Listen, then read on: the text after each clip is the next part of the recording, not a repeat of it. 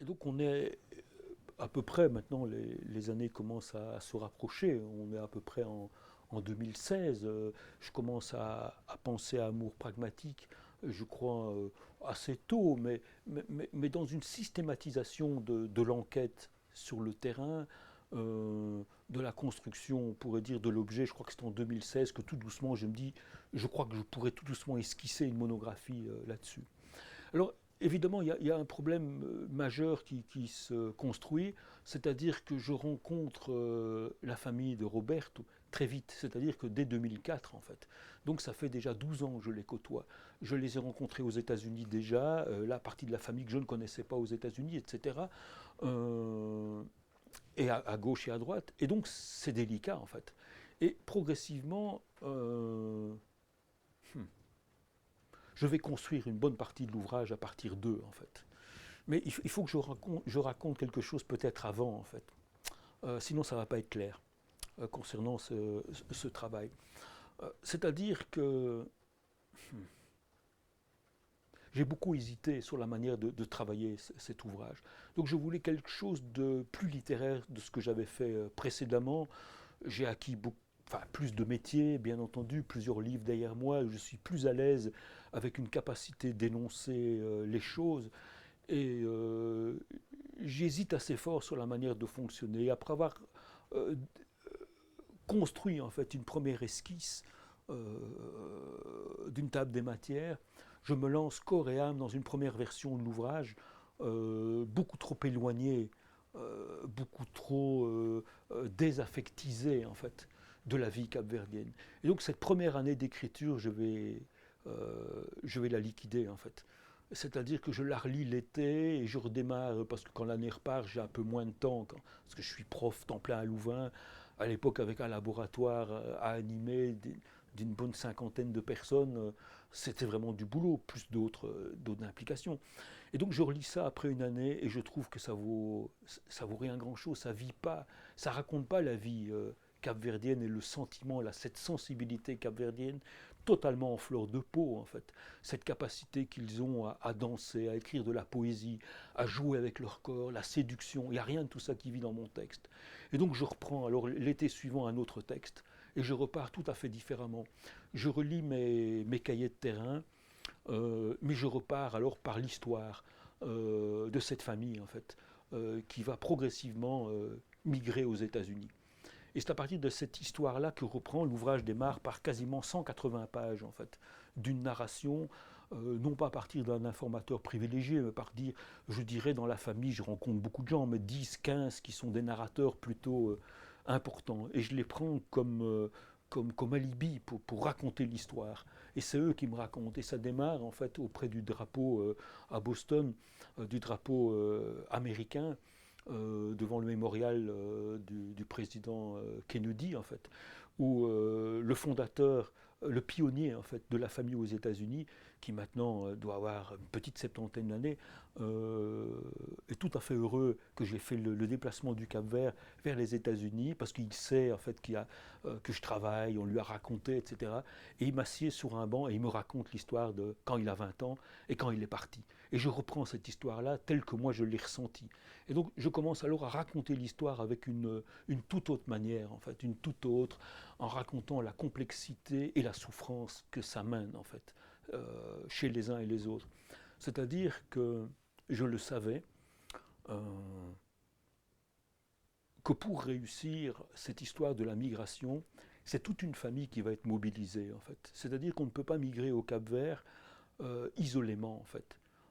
On migre de manière collective. C'est-à-dire que c'est pas collectif, on part pas ensemble, je veux dire. Mais il faut toute l'énergie d'une famille pour réussir à se délocaliser, à se déplacer. Et donc ça crée de multiples attentes, de multiples dettes, de multiples souffrances psychiques chez les uns et les autres. Et j'avais été témoin des pleurs, des souffrances, parce que j'étais à côté d'eux quand quelqu'un partait, quand il recevait une lettre, quand il recevait un WhatsApp ou un Skype, etc. Et donc c'est comme ça que je suis revenu dans l'écriture, une écriture très différente, beaucoup plus en phase avec ce que j'avais ressenti de ces mois passés avec eux en fait.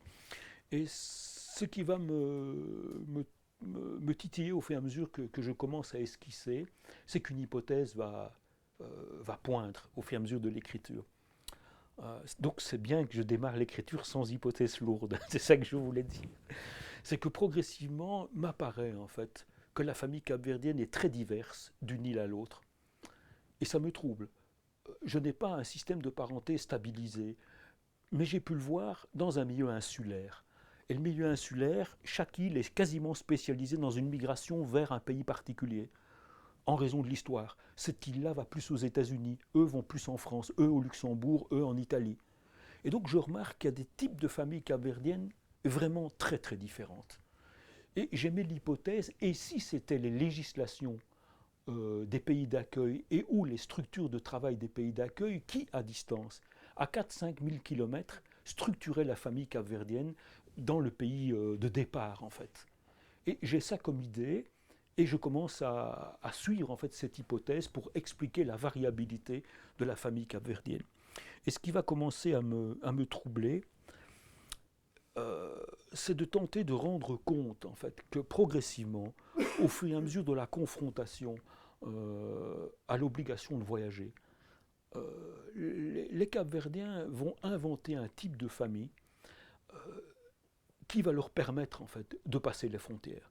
Et donc je suis en face d'une famille complètement adaptée au XXIe siècle. Et donc je prends conscience progressivement qu'on est dans un prototype de famille qui est en phase avec la globalisation. Alors là, je dois faire un tout petit retour en arrière. C'est-à-dire, pour moi, ce n'est pas l'histoire longue de l'esclavage qui explique au mieux la famille capverdienne contemporaine. C'est aussi l'histoire contemporaine de la migration. Mais l'histoire de l'esclavage a un rôle important. À l'époque de l'esclavage, les esclaves n'avaient aucune identité. Ils étaient niais, en fait. Ce sont les maîtres qui leur donnaient un nom, ils avaient des prénoms, ils appartenaient à telle et telle famille. Et puis ces esclaves pouvaient être donnés, échangés, vendus. Et donc il n'y avait pas de famille stabilisée. C'est-à-dire que les hommes pouvaient à tout moment, en fait, devoir partir, quitter, etc. Première chose, les femmes doivent-elles se stabiliser avec un homme esclave qui a beaucoup de risques de devoir quitter, partir, ne pas pouvoir la stabiliser. Et donc, cette idée de la drague au féminin, d'un homme capable, d'un maître, d'un maître négrier, si on veut pour dire ça comme ça, ou d'un propriétaire terrien, va tout doucement rentrer dans une stratégie, en fait, où on a la femme noire esclave qui, simplement pour des questions de survie de ses enfants, va tenter de rentrer dans l'intimité, en fait, du maître blanc, alors que l'homme est beaucoup plus dans une situation beaucoup plus inconfortable dans ce type de société. Et progressivement, cette structure de la famille, plutôt matricentrée, avec cette capacité qu'ont ces femmes dominées, en fait, de séduire un homme dominant. Et ces hommes dominants, capables de sortir ou d'avoir comme maîtresse plusieurs femmes dominées, évidemment, vient, je crois, de l'histoire, pas je crois, je suis certain, de l'histoire longue de l'esclavage. Mais quelque chose, une structure qui va être récupérée aujourd'hui et qui est absolument, je dirais, opérationnelle face à des problèmes migratoires contemporains. Je m'explique. Dans la société capverdienne d'aujourd'hui, ce qui m'a assez troublé, c'est quasiment l'implosion de la famille. Pardon, excusez-moi, l'implosion du mariage officiel. C'est-à-dire que l'élite se marie officiellement en tant qu'élite, c'est-à-dire que c'est un mariage isogame, un mariage entre gens de conditions et de classes identiques. Mais les classes populaires se marient assez peu finalement. Euh, Ce qui va me troubler, c'est qu'aujourd'hui encore, surtout, c'est que vous avez ces hommes dominants qui vont justifier le fait qu'ils peuvent cumuler les maîtresses sans que personne ne le retrouve à dire. C'est-à-dire que c'est absolument, je dirais, en tout cas, audible dans la société, à condition de ne pas en faire état pour ne pas que ça crée de multiples soucis. c'est qu'ils peuvent cumuler des maîtresses à condition que dans la rhétorique de justification, ils puissent dire que ces femmes appartiennent ou font partie d'un statut social inférieur à eux. Et donc toutes les femmes d'un statut inférieur à eux, ils les rencontrent, ils ont des rapports sexuels avec elles, ils ont des enfants, simplement pour les aider. C'est ce qu'ils disent. Ainsi, il y a une redistribution de la rente d'un homme capable. Et donc, ils font ça quelque part pour soutenir. Et ces femmes rentrent dans un rapport de séduction, séduire un homme qu'ils ne peuvent pas marier. Parce que ces hommes capables-là, ces hommes dominants, ont un statut dans la société et existent par une alliance officielle. Donc, les quelques, je ne sais pas, 10-15% de la population qui est mariée officiellement entretiennent aujourd'hui, en fait, ces femmes soi-disant, je dirais, femmes célibataires ou familles matricentrées.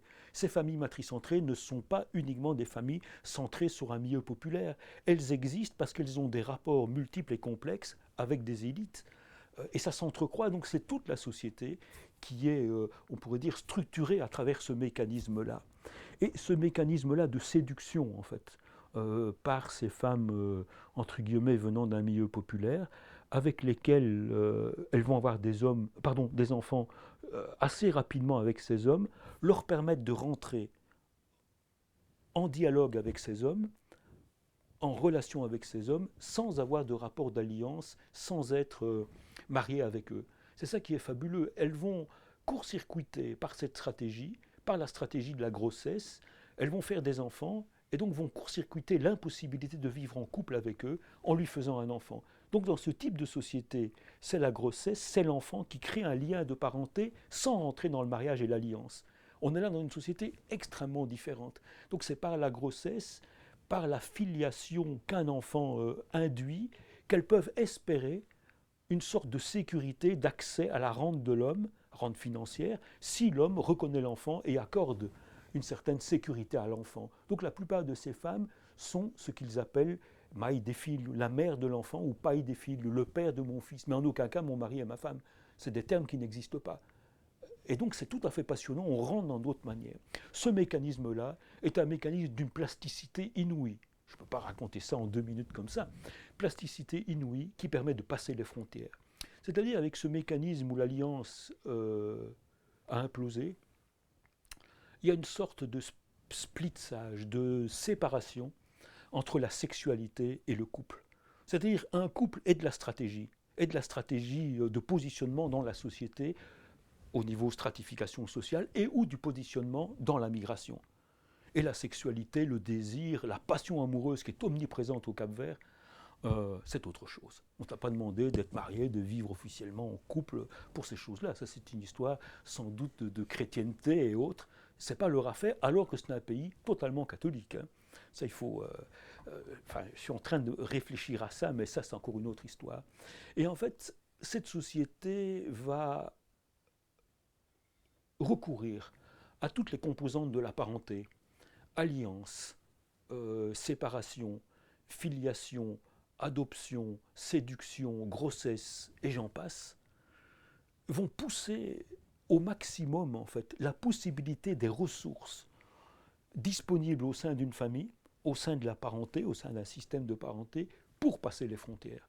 Donc, lorsque vous avez des lois qui sont émises en Italie, au Luxembourg, en Belgique ou aux États-Unis, comme on pourrait dire qu'il y a une longue histoire en fait, de jouer avec ces processus, ça ne leur fait aucun problème de partir, de se séparer pendant 30 ans, non j'exagère, pendant 20 ans.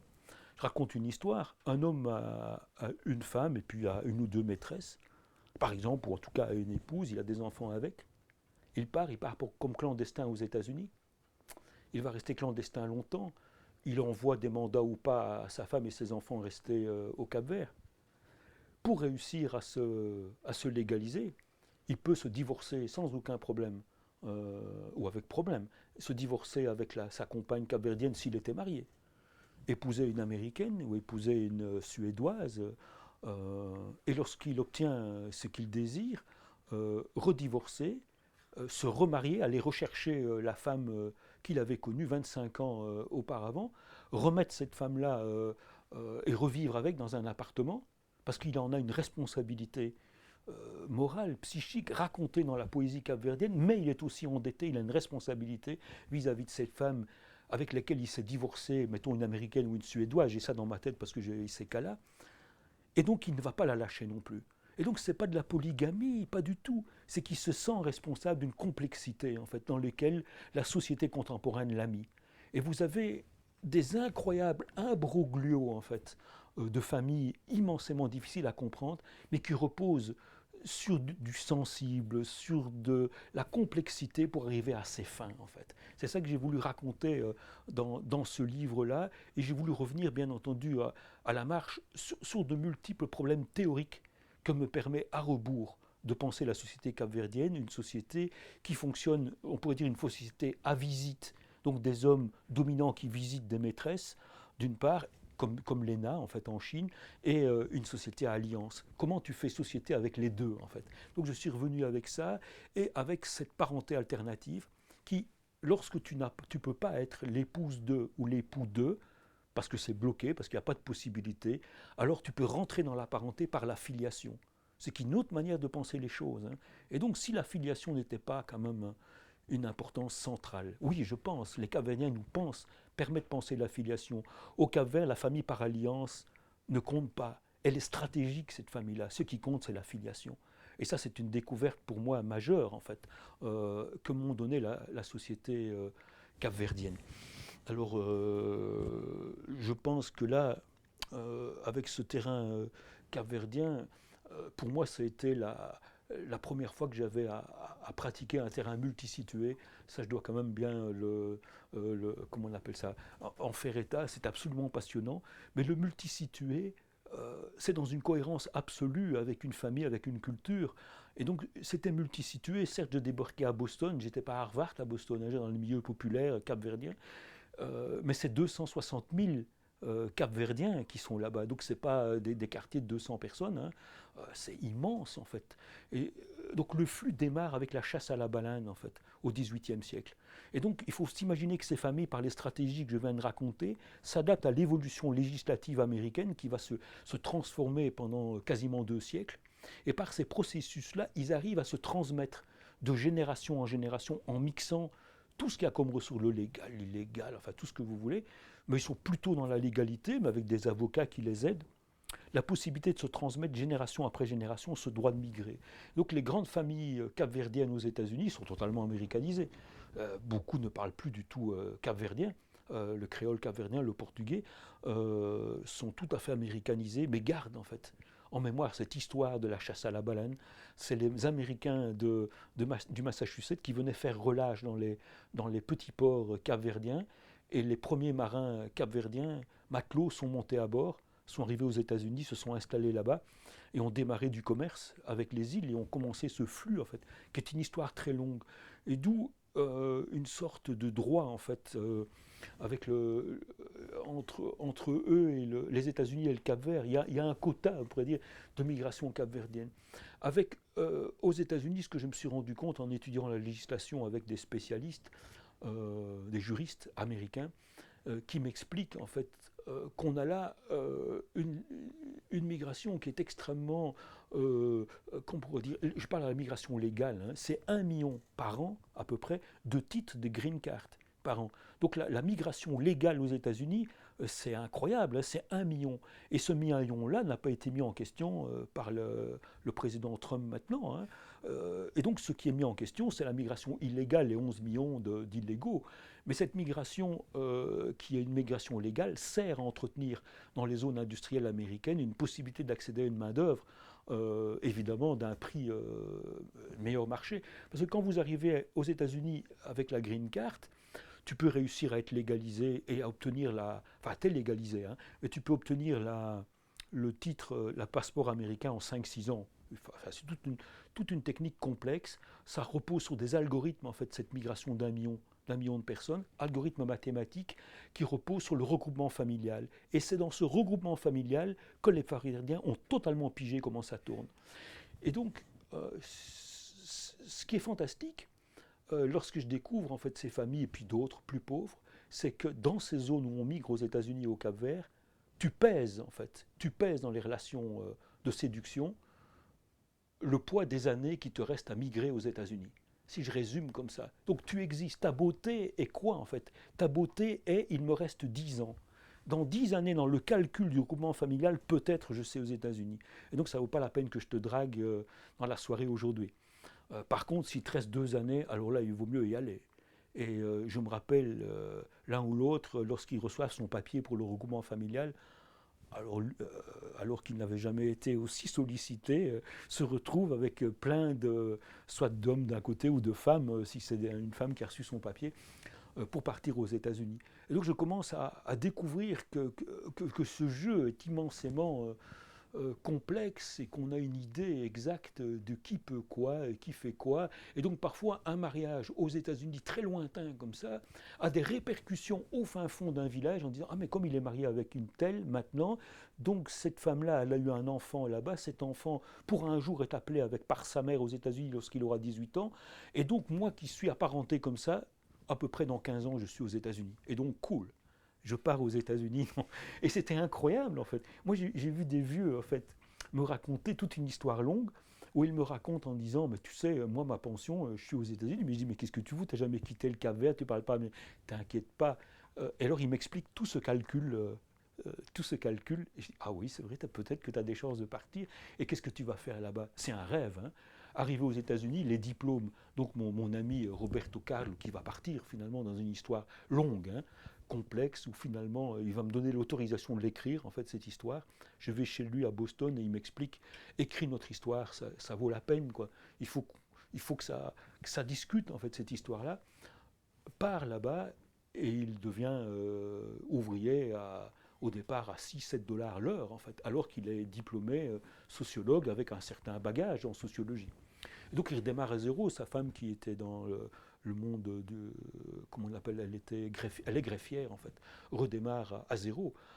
Et lui maintenant, aux États-Unis, c'est comme un rêve. Quand il est là-bas, il me raconte combien il était heureux au Cap-Vert. Mais combien son père, qu'il n'avait pas connu, son père est parti quand il avait 1 ou 2 ans, il retrouve son père 25 ans plus tard, il ne l'avait quasiment jamais vu.